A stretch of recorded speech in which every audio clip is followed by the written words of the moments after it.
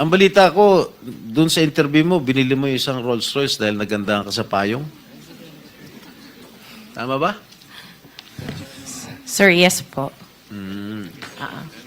Samantalang, ilan yung luxury cars mo? Nasa 28 po. 28 lang. Ano, Yes. ano ito mga ito? Rolls Royce, Ferrari? I don't have a Oh, Ferrari. ano yung mga luxury cars? Lamborghini? No rin. Cadillac. Saan binili? Saan binili? Sagutin mo na.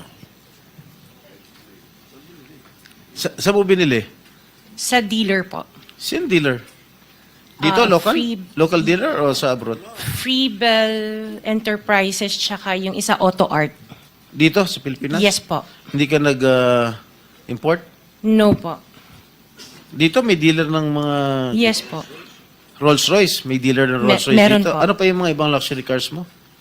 Yung anong tawag dito, yung Cadillac and the GMC. Cadillac Escalade, gano'n? Yes po.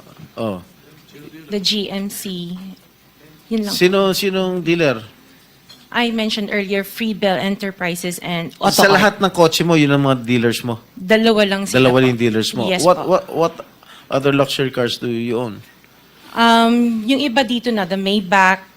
Dito ko Maybach, na binili. Mercedes. Yes po.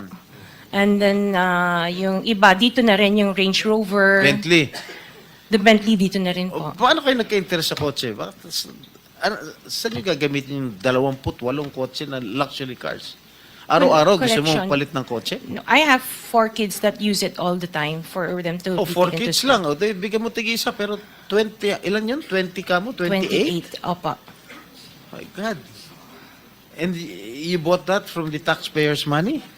No po. Oh, Hindi po. Huwag na tayo maglokohan That would be- dito.